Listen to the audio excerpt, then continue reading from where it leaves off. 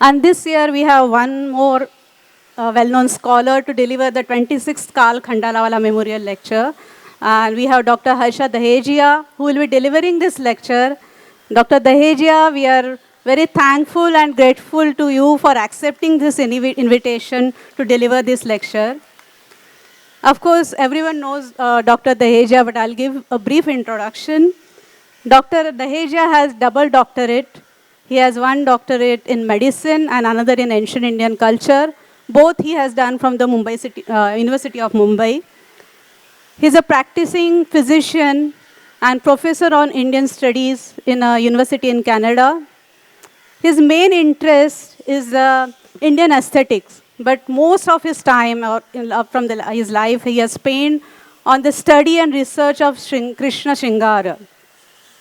He is author of several books, and I would like to mention few of them, like the Advaita of Art, The Mirror of Parvati, Gods Beyond the Temples, and Saundarya. So there are several more books, but I mentioned a few of them. Now, what I should say about Dr. Dehejia.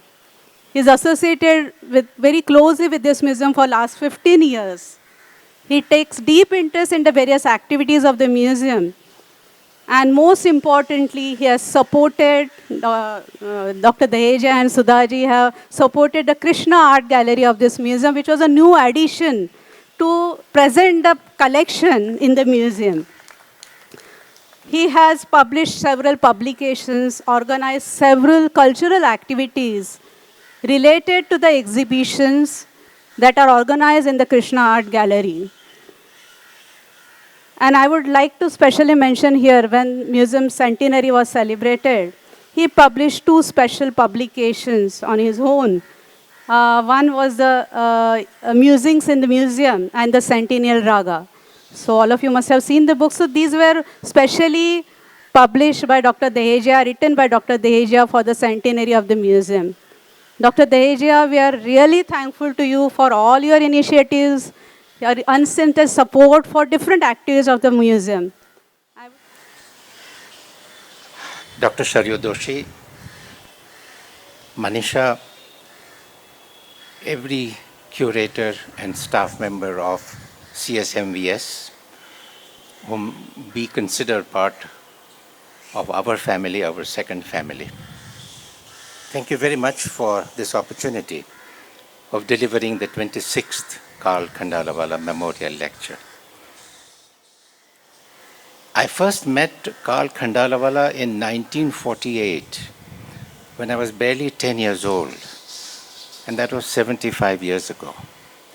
Because Carl and my late father would meet every day, not to talk of art, but to talk of court proceedings. Little did I realize then that I would be walking the sunlit tracks of painting that he has left behind in this museum. And even if I do so this evening, I am painfully aware of my limitations compared to Carl Khandalavala and so many brilliant speakers who have come before me. But I know that I'm speaking to my second family, and therefore if I make any mistakes, that you will forgive me. The title of my talk today is Krishna Shringara as Vedanta. Now, I have undertaken many journeys with Krishna and Krishna Shringara in this museum. I have spoken about various aspects of Krishna. Krishna's fabrics, Krishna's music, the love songs of Krishna, Haveli, the dancing Krishna, Krishna Swayam Kavyam, the manuscripts of Krishna, and so on. But today I'm going to undertake a different journey. And it is going to be an uphill journey. Very simply because so far and until now, Krishna Shringara has not been accepted as part of our wisdom traditions, and certainly not as Vedanta. And therefore I have an uphill task, and I ask you to join me in this journey that I'm about to undertake. It is very important that while we celebrate Krishna Shringara in many different ways, that the ultimate aim of Krishna Shringara understood through different texts and art objects, is that it be considered a form of Brahmagnana, Atmagnana. It should be understood as knowledge of one's ultimate self. Regrettably, this has not happened enough, and therefore I think in this uphill journey that I'm undertaking, I ask for your participation and understanding. It is in the 9th century Bhagavata Purana and in the Dashamaskanda that Krishna Shringara first makes its textual appearance. And 9th century is late when it comes to Indian wisdom traditions. And there are several reasons which I hope to answer and give you why Krishna Shringara was so late in making its appearance. And while the Dashamaskanda asks us to enjoy Krishna Shringara through song and dance, but it is really through miniature paintings that Krishna Shringara comes alive. For obvious reasons, the Bhagavata Purana does not mention miniature paintings because miniature paintings started in Gujarat in Western India, end of the 15th and early 16th century, and therefore it could not become part of the Bhagavata Purana. Now, with due respect to Dr. Doshi and so many other art historians, from Kumaraswamy to Goswami and to everybody in between and beyond, Krishna Shringara cannot be understood historically.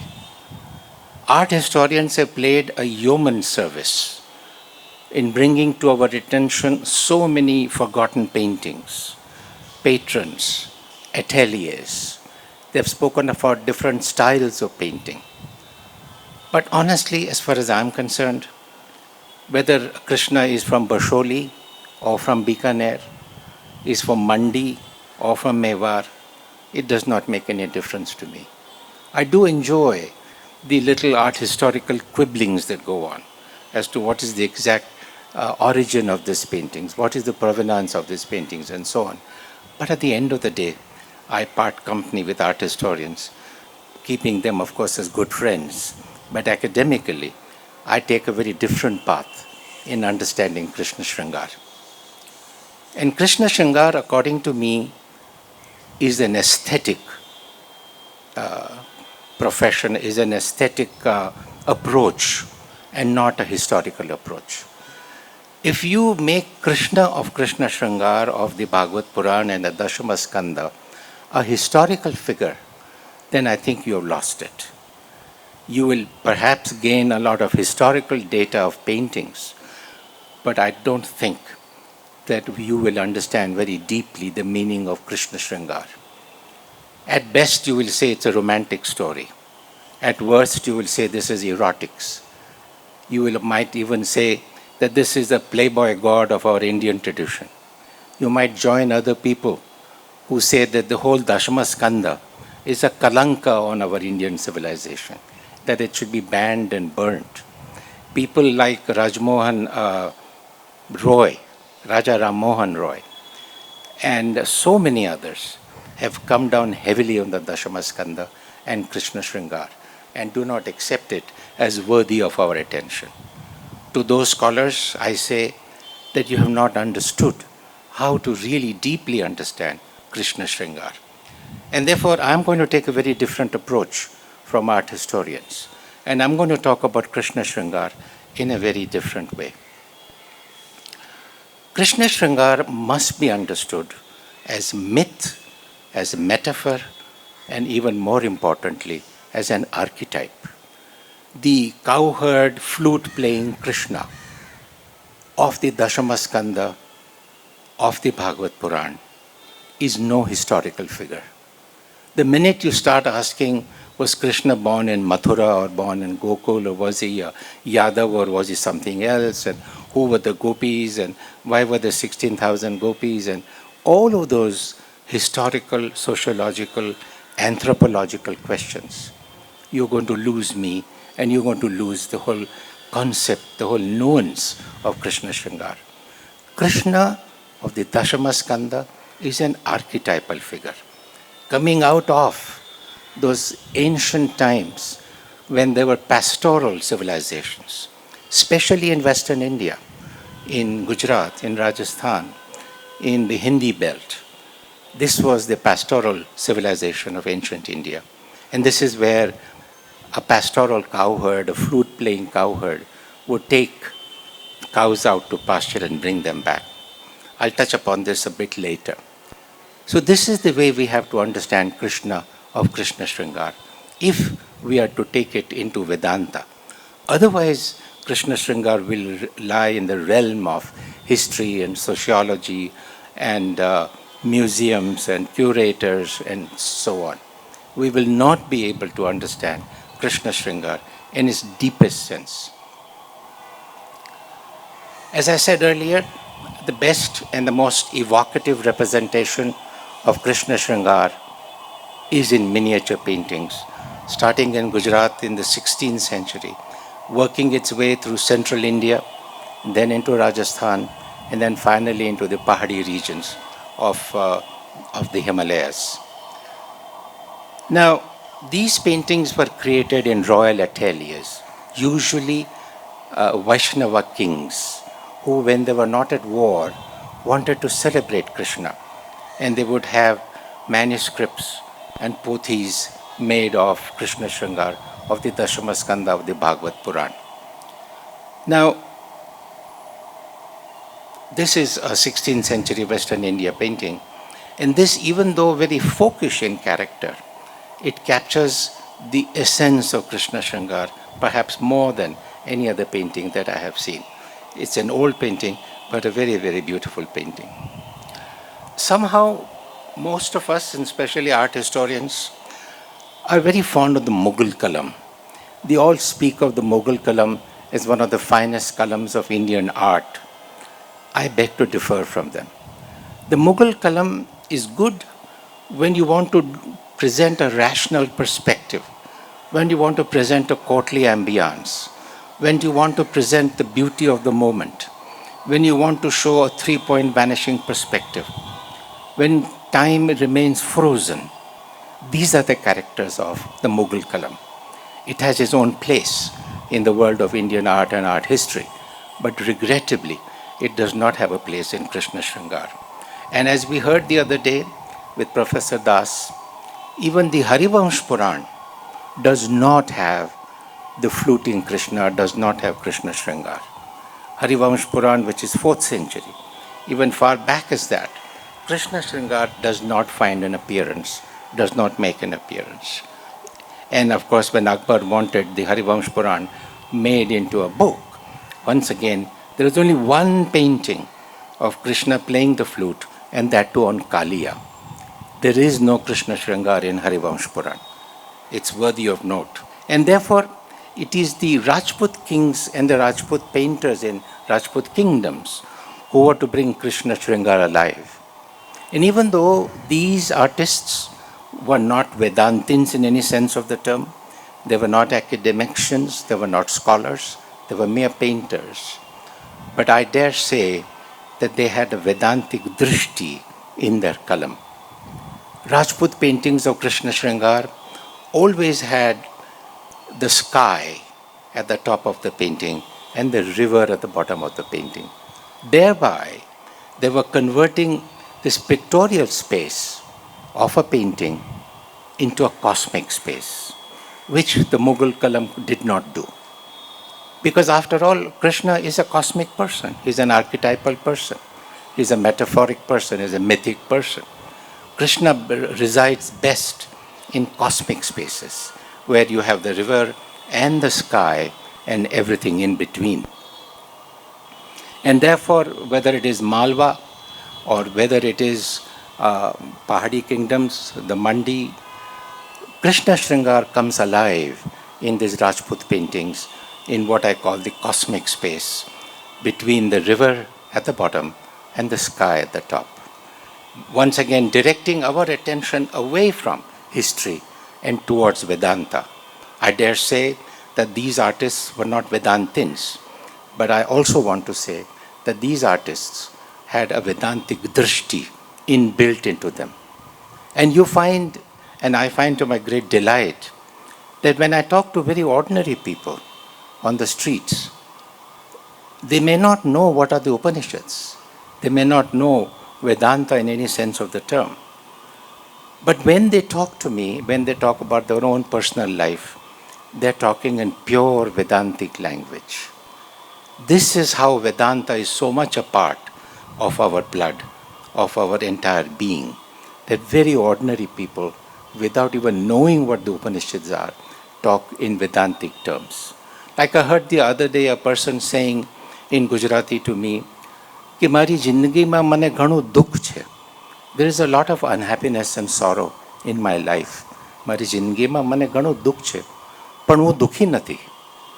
Look at how beautifully, in his own very simple terms, he distinguishes the objective suffering from subjective suffering. This is Vedanta in its simplest terms. Nobody taught him Vedanta. He did not even know what Upanishads are, but he was talking in Vedantic terms. And it is these artists who grew up with these Vedantic ideas, but then presenting Krishna Shringara in a very Vedantic way. Surrounded by the river, standing under the Kadamba tree, this beautiful lumbered gown Geet Govind. Look at how events progress. Time is continuous, as it is in Vedanta. Time is not frozen, as it is in the Mughal Kalam. Once again, what I call the Vedantic drishti of very ordinary artists.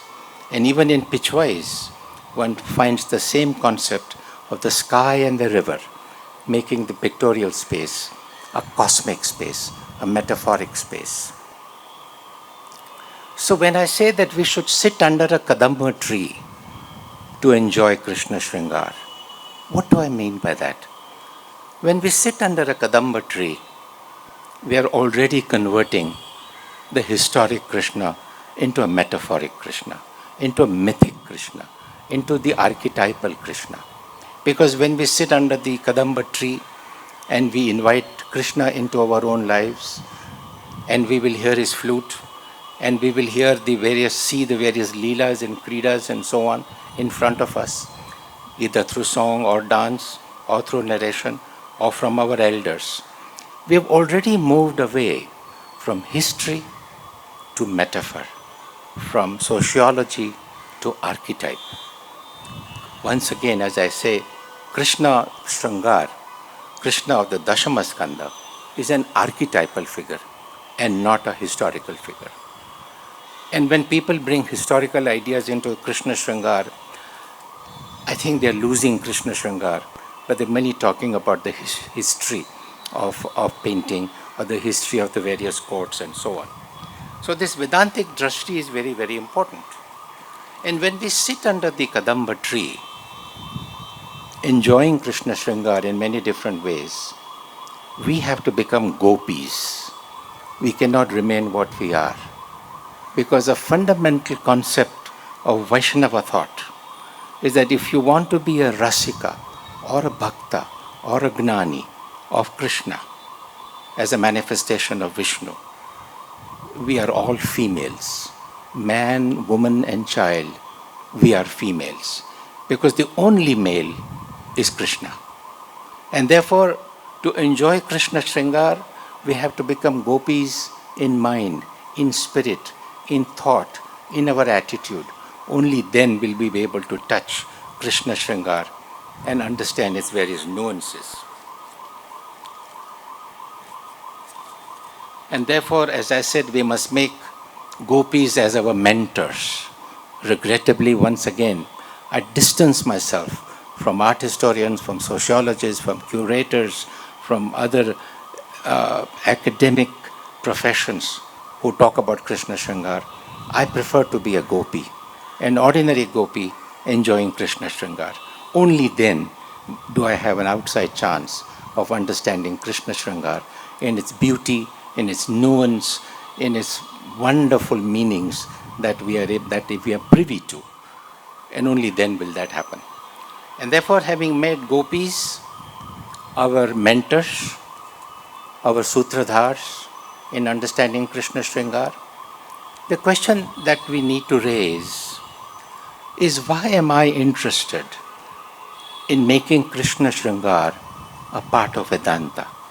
Why is it so important that we include Krishna Shringara? Why is it we valorize Vedanta so much? The answer is very simple. Vedanta was one of the earliest philosophic systems to emerge. I do accept that even as Vedanta was emerging through the Upanishads, as various philosophic systems, there were other conversations going on in India. There were the wanderers, there were the Shramanas, there were the Adivasis, a number of people. But Vedanta remained the mainstream of Indian thought because of its pedigree to the Vedas. Number two, the Vedas and the Upanishads valorized the Nirakar Brahman, not the Sakar Brahman. Nirakar Gnan, not the Sakar Gnan. It valorized, it emphasized the formless over the form. And once that is done, once you accept that ultimate reality, Brahma Gnana, Atma Gnana, is formless, you're moving away from a lot of material, objective, historical, sociological attributes of Krishna. And the third and another important reason why Vedanta is so important is that Vedanta stays away from theology altogether. It does not entertain any theological systems, and therefore it prevents discussions and discourse about various gods and goddesses which do not enter Vedanta. It is for this reason that Vedanta is the central, mainstream philosophic system, and it remains so even today. And that is why it is very important that we look upon Vedanta as the system where we have to turn to. The signature of Vedanta, as you all know, are the two birds on the self-same tree. The first bird eats sweet fruit and is deluded. The second bird is serene and quiet. This is the signature of Vedanta. And while various Vedantic systems follow this idea, I will also use this very same trope, very same metaphor to explain Krishna Shringara. And therefore, we are already into the realm of two realities of life. The superficial, immediate reality, the sakshat artha of life, and a more deeper, paroksha artha. This is again the fundamental concept of Vedanta, that the human condition is beset by two realities, the superficial and the deeper. And how we go from one to the other depends upon what Vedantic system you're going to follow. Now, the first millennium of the Indian civilization was life negating. It was anti-sensual, anti-emotion, it was anti-kamana, anti-bhavana, and so on. And again, we do not know exactly why this is so. The early Upanishads were life negating. To them, sensuality had no meaning. It was an impediment in our knowledge. And therefore, the first millennium, which was presided over by the Jainas, by the Bauddhas, by the Ajavikas, all of them postulated a human condition where sensuality had to be negated. Neti, neti was their cry. Not this, not this. You keep on negating every single thing till you reach ultimate reality. So this was the environment of the first millennium. And it is therefore possible that it is because of this that Krishna Shringara was very late in appearing in our wisdom traditions. 9th century is very late. It was not until the 9th century that Krishna Shringara makes his appearance in the Bhagavata Purana. Another reason why Krishna Shringara made such a delayed entry into our wisdom traditions is because of Shankara. As far as I am concerned, with due respect to Shankara and everything that he did for us, Shankara is the greatest enemy of Krishna Shringara. Shankara's Raju Sarpa, Shankara's Neti Neti, Shankara's cry of Brahma Satya, Jagat Mithya, all of that has no relevance, has no place in Krishna Shringara. I would go further to say that Shankara's Advaita Vedanta, which was one of the first philosophic systems to emerge from the Upanishads, has no place in this museum and certainly has no place in the Krishna Gallery. Because if we were to follow Shankara's Advaita Vedanta, all the beautiful paintings, all the beautiful representations, all the songs, all the dances are mithya. Are we prepared to do that? Are we prepared to negate all the beautiful expressions and representations of Krishna Shringara? We are not. I am not. And therefore, I'm going to pay respectful goodbye to Shankara. Once an economist told me that it is because of Shankara's Mithyavada that India became so backward. Because the concept of mithya is so ingrained in our system. You scratch any Indian and he will begin to say, this life is mithya. Why should I work hard? This life is all false. It's an illusion.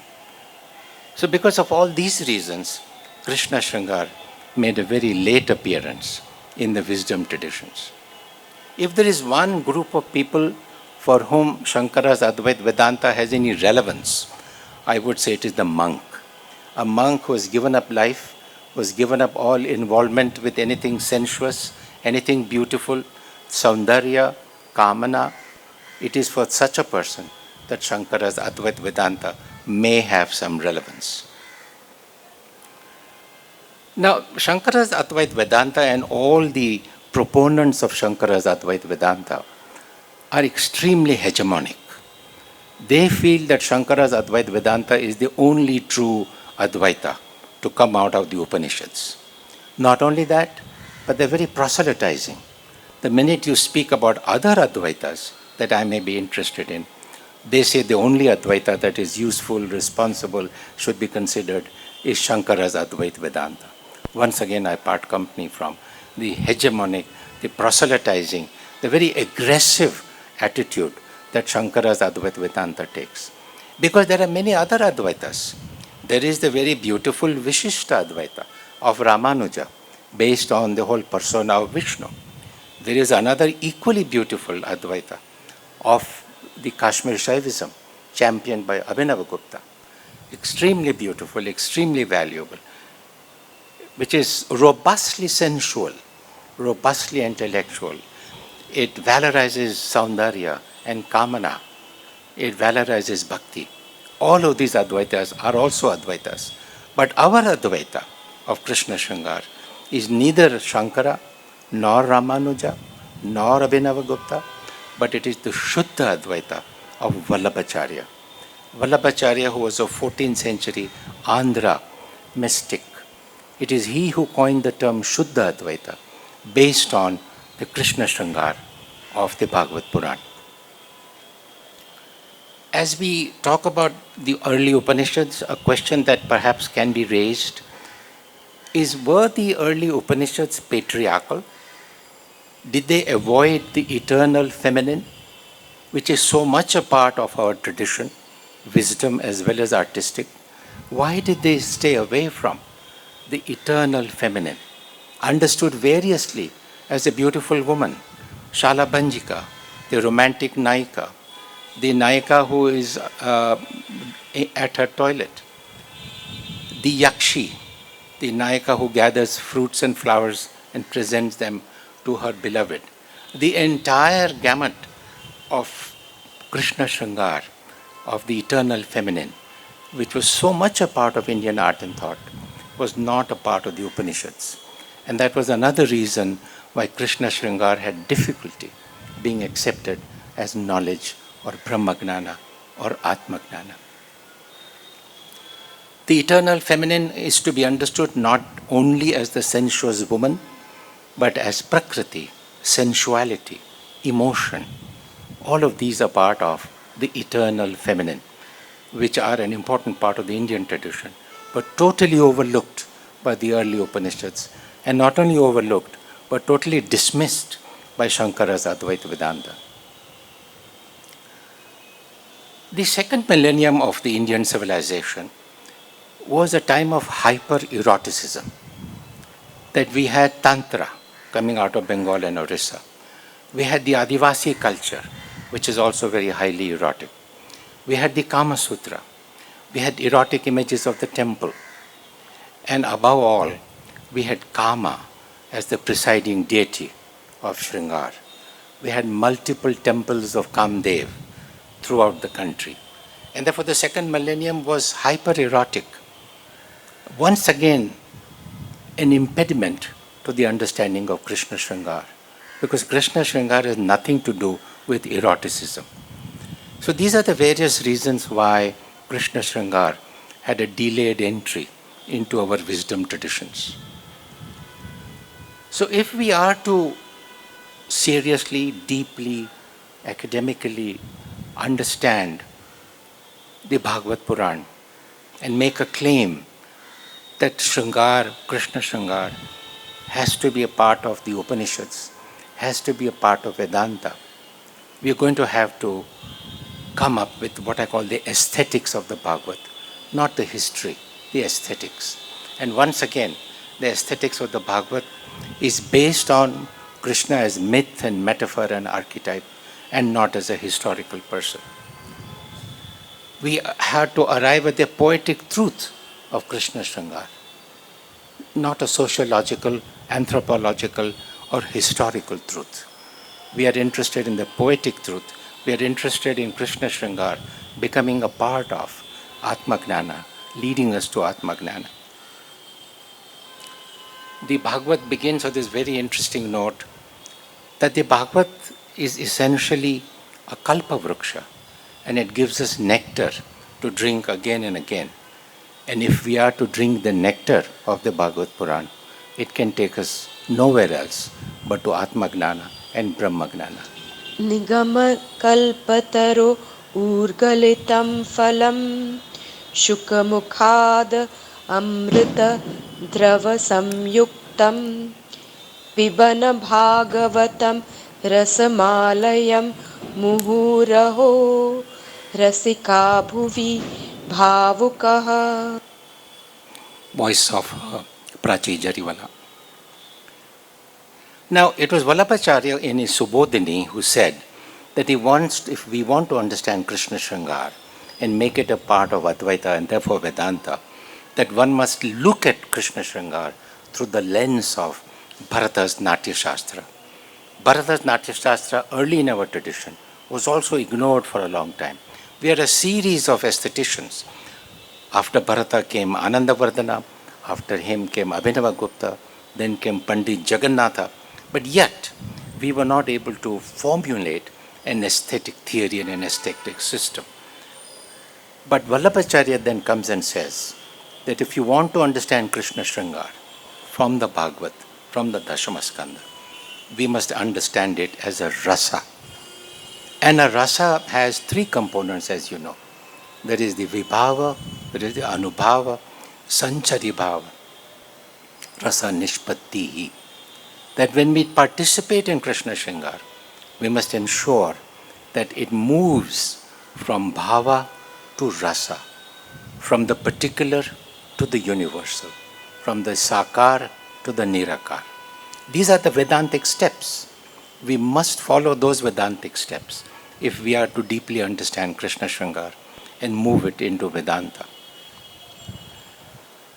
As philosophers of the art, rather than talk about various schools of art and the ateliers and so on, we are interested in what is called the epistemology of Krishna Shringar.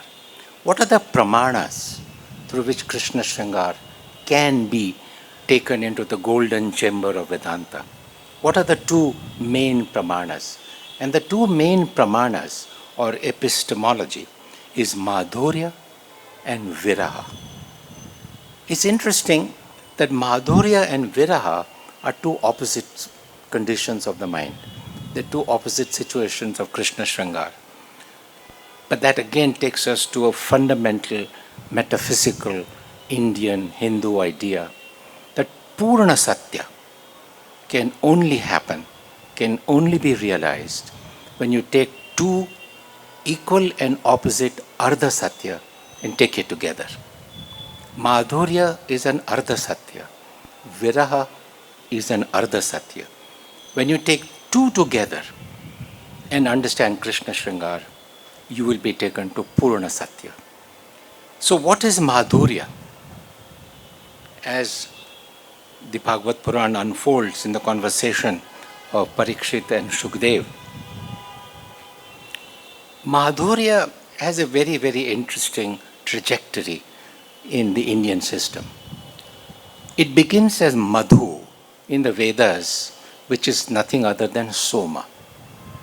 Then we move into the Kavya tradition. Madhu becomes the beloved, the sensuality of the beloved is Madhu. In the Upanishads, in the Brihadaranyaka Upanishad, Vidya is called Madhu Vidya. Now notice that in all three instances, Madhu is understood as an adjective. Madhu describes an object. It's an adjective. And therefore, Madhu is very limited in its reaches. All it does is to tell you an object, describe an object. But it is in the Bhagavata Purana that the word Madhu becomes Madhurya. This is an extremely important linguistic development. When Madhu becomes Madhurya, the adjective Madhu becomes the contemplative noun Madhurya. So what has happened? In the movement from Madhu to Madhurya, we are going from object to subject. We are going from the Sakar to the Nirakar. Already we have hints that Madhurya is a Vedantic idea. It is not just a sensual, erotic or romantic idea. And Madhurya of Krishna is seen, which is of course described beautifully by Vallabhacharya in his Subodhini. The painting on the left is a painting that we have created where every single word of Madhurashtakam is inscribed on the leaf of this tree that looks like Krishna. It was Vallabhacharya who said that Krishna is Akhilam Madhuram. And then he talks about the Madhurashtakam. Krishna is altogether Madhurya. He is not just himself Madhur, but everything involved with Krishna. The sky, the ocean, the river, the peacock, the parrot, the leaves, the fruit, the gopis, everything becomes Madhurya. So again, what has happened? A strong Vedantic hint is available here, that the particular has become the universal. There is no particular Madhur Krishna. There is Madhurya, Akhilam Madhuram, Madhurashtakam. Krishna is altogether Madhurya. And because of Krishna's Sanidhya, presence in Vrindavan, everything is sweet. A strong Vedantic hint is available to us in the various representations of Madhurya in various schools, even in Madhubani, or whether it is in Bikaner, Krishna with the cows, or even in a stained glass at the Amer fort, various representations of the Madhurya of Krishna. And the best example of the various Madhurya of Krishna is through the Leelas of Krishna. You're all very familiar with the many Leelas of Krishna. The Chirharan, the Jalakrida, the Pangat Leela, the Dana Leela, and so many Leelas of Krishna. There is one Leela of Krishna, the Chirharana, which is the most misunderstood Leela of Krishna. When Krishna steals the clothes of gopis, climbs up the Kadamba tree, and when the gopis ask for their clothes to be returned, and Krishna says, "You must come to me as you are, only then will I give you your clothes." Most people understand this Leela as Krishna's love for nudity, Krishna's erotic behavior. This is not so. Chirharana is a metaphor. Just as clothes are a covering of our body, it is an avarana. Krishna says that there are avaranas in your mind. Remove all those avaranas, all those layers upon layers upon layers of thought and concept and fear and superstition and history and sociology and this and that. Remove all that.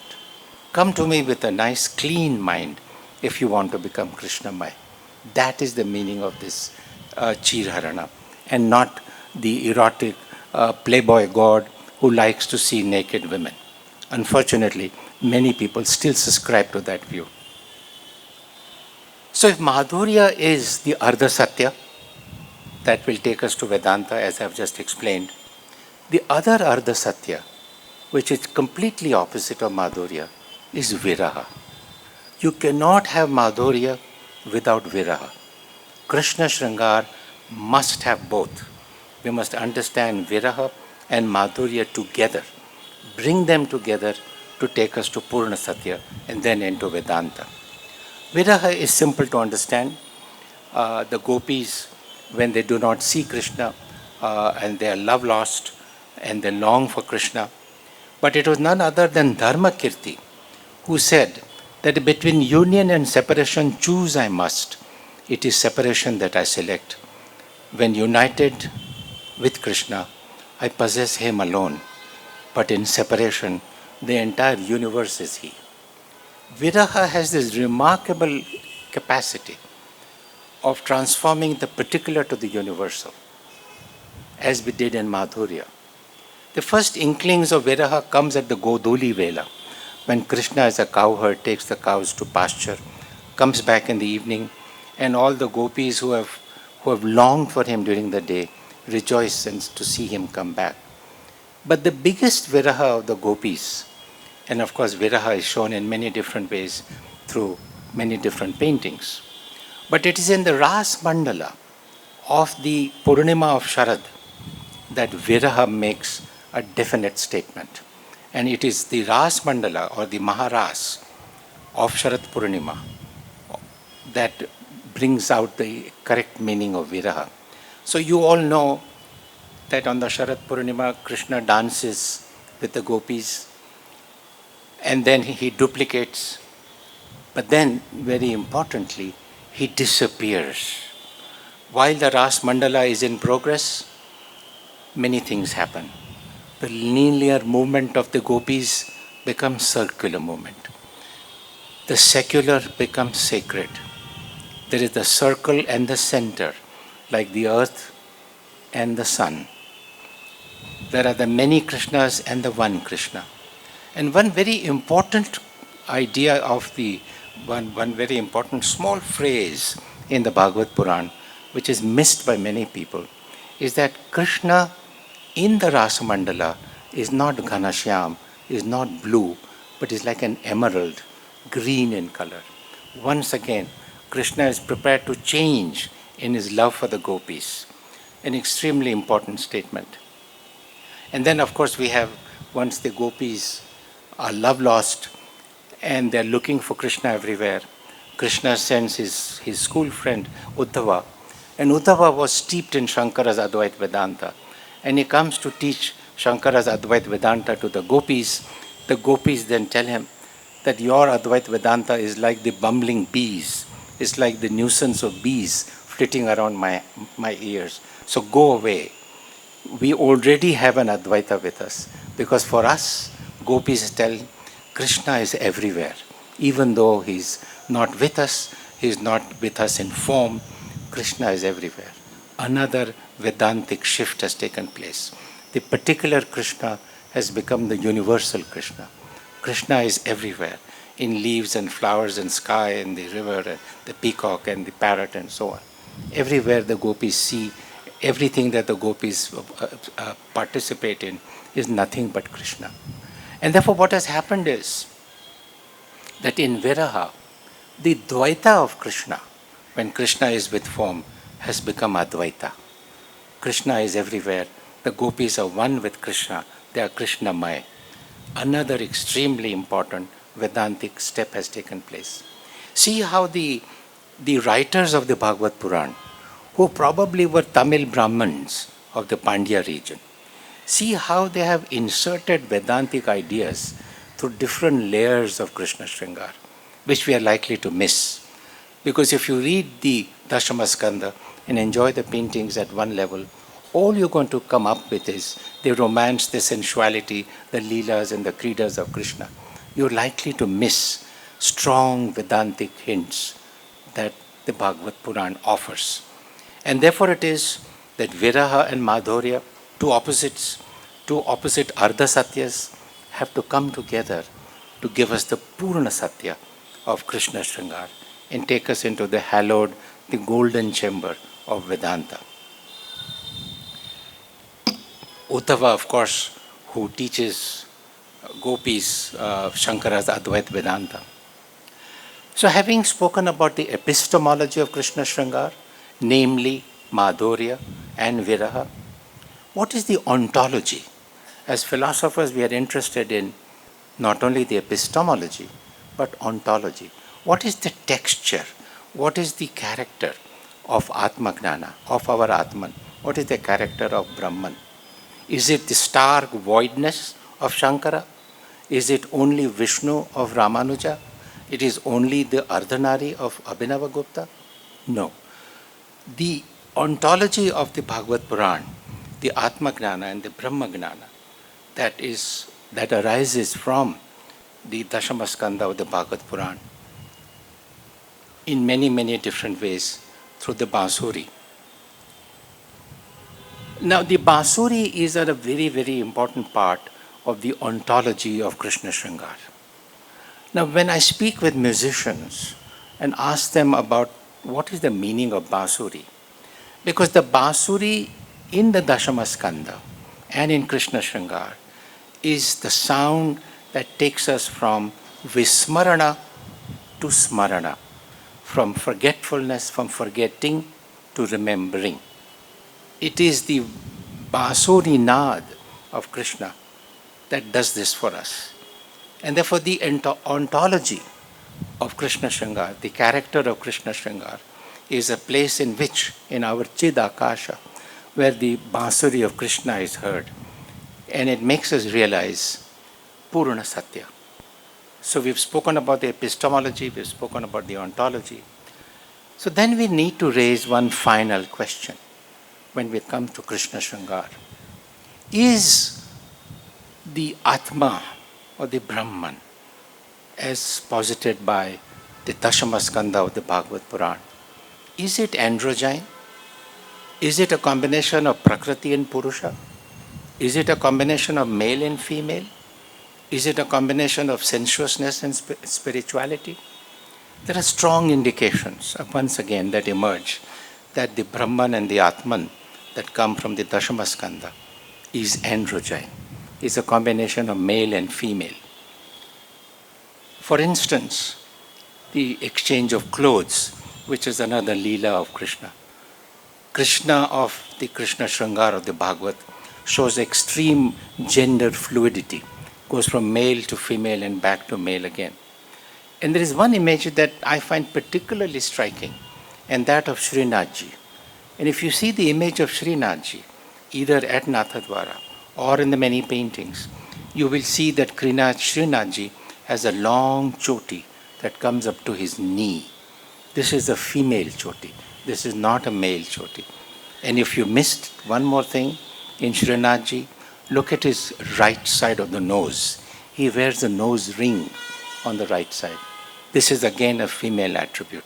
I think it's a hint and a signal that those of us, Pushtimargis, who are immersed in Krishna Shringara, who want to become Krishna, must recognize our Atman as androgyne, not just male, not just female, not just the void of Shankara, not just Vishnu of Ramanuja, not the Ardhanari of Abhinavagupta.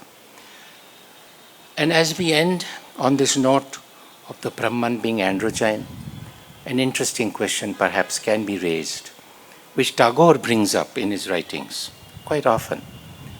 For Tagore, human love is the doorway to divine love.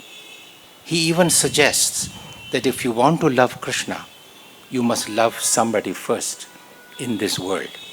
This, of course, opens up a whole can of worms, which we will not enter at this time, because that is another journey that I want to undertake. Whether the love of Krishna has to be preceded by love of somebody else. It's a very interesting subject. We should leave it for another occasion. And as we end, as all the words become silent, the columns dry up, the colors are put away, and everybody is Krishnamaya.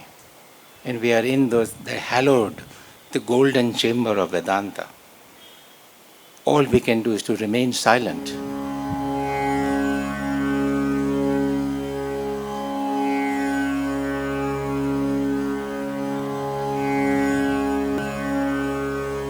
And instead of the standard Tattvamasi, we in Krishna Shringara, we are going to proclaim not just Tattvamasi, but Shringar Tvamasi, that you at the level of your Atman is Shringar, is Krishna Shringar. Thank you very much.